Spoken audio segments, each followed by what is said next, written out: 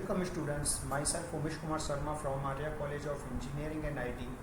Today we are going to discuss the topic bipolar IC technology. Bipolar IC technology is widely used for high speed operation. In this technology the transit time is determined by the base width of the bipolar device. The base width is not determined by the lithography but by the difference between two impurity diffusion profiles.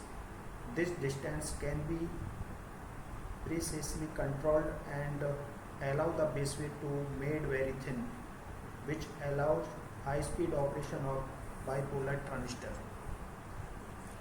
The processing of bipolar device is more complicated than most process sequence. The complication arises from the need to form a buried layer of dopant while growing an epitaxial layer of silicon on a patterned and dopant silicon substrate. Fabrication process sequence. By CMOS attempts to combine the advantage of both bipolar and CMOS technologies. In combination, the BiCMOS technology promised to provide the low power consumption, large integration and large yield of CMOS with the high speed and high drive capability characteristic of bipolar technology. For high performance LSI and VLSI digital circuit applications, BiCMOS have become predominantly driven from the CMOS processing base.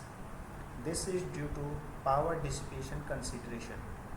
The process steps needed to realize a high performance bipolar device are usually merged with a core CMOS process flow.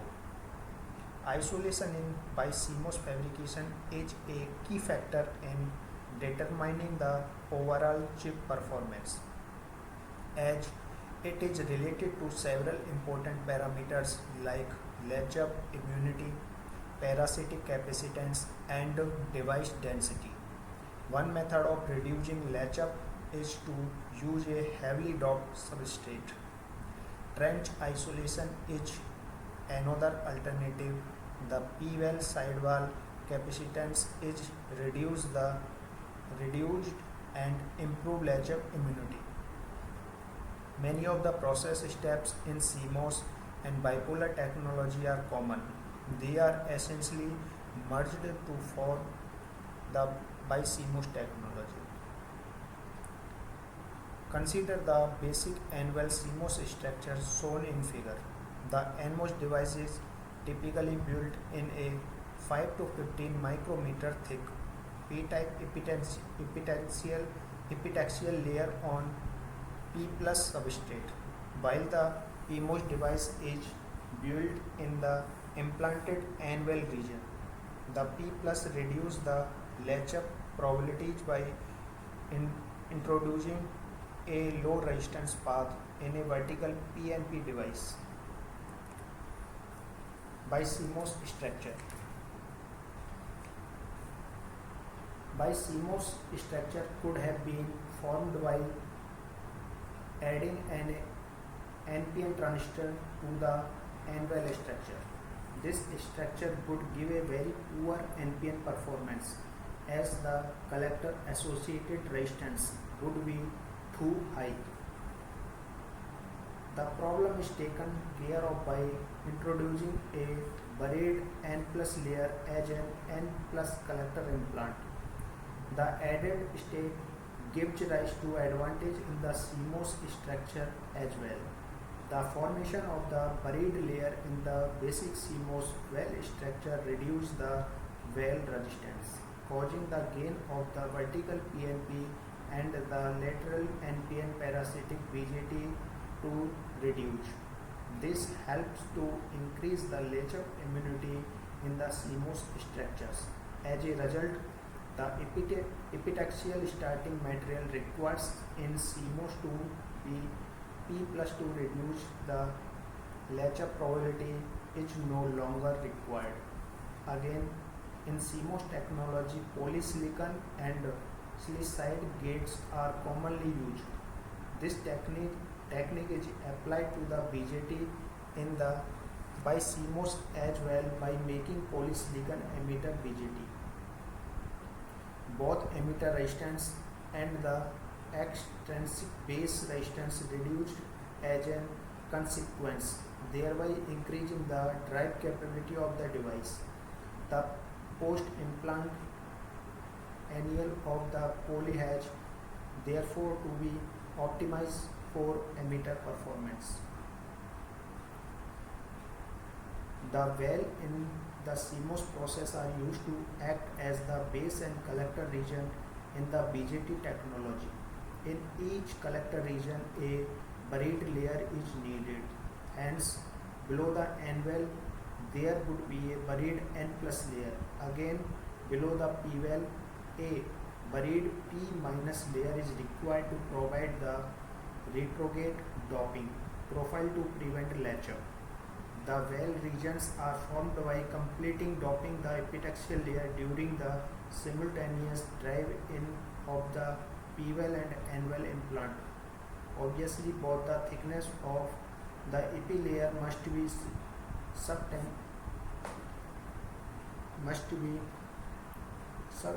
substantially reduced, and so must the drive-in time.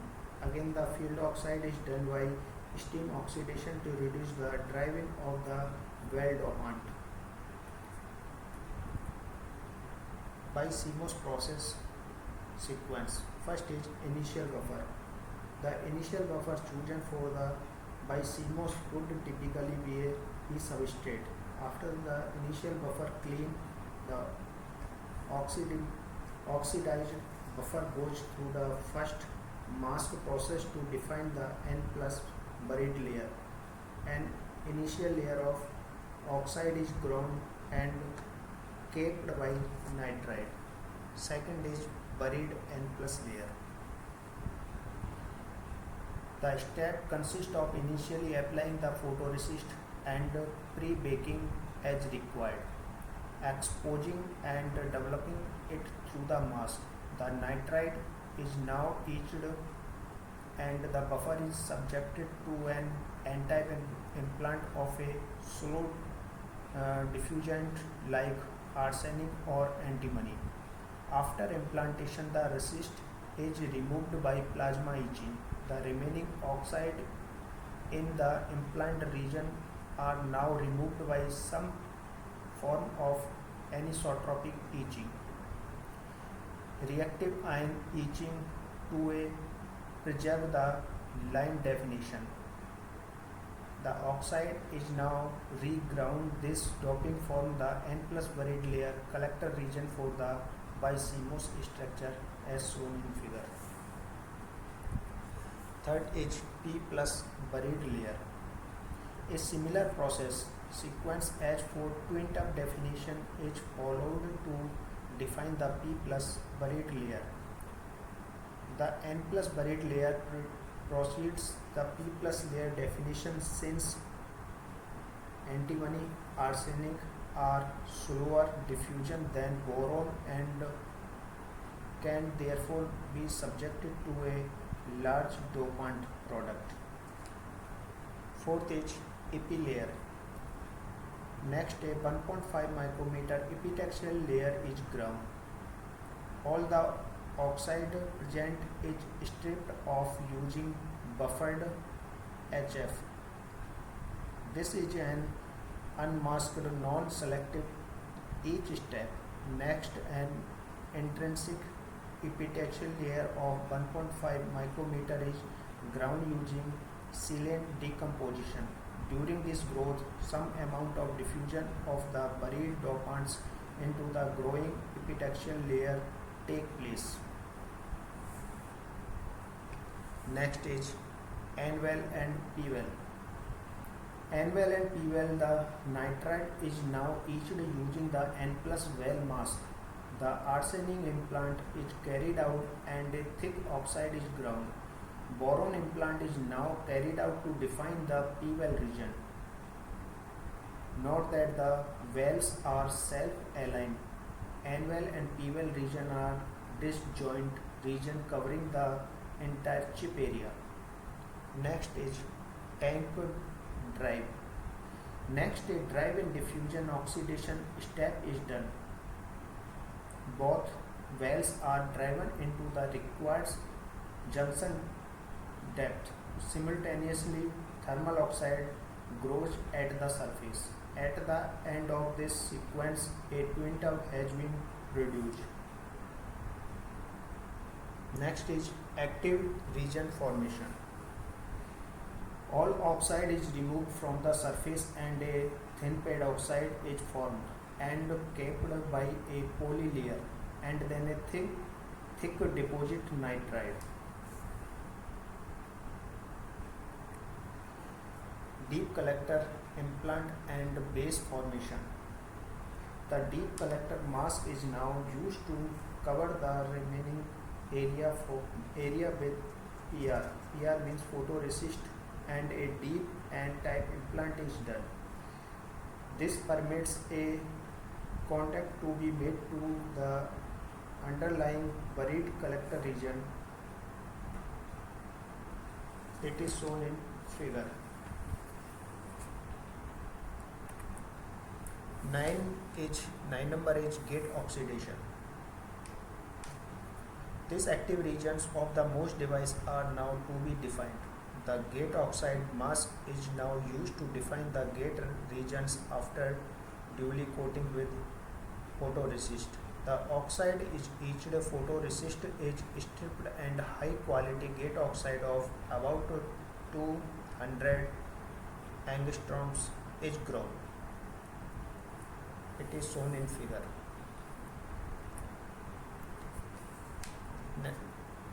Next is LED structure formation. The deposited poly layer is patterned and an initial phosphorus implant is done. Then high quality CVD oxide is deposited. CVD means chemical vapor deposition. 11 number is the N plus implant.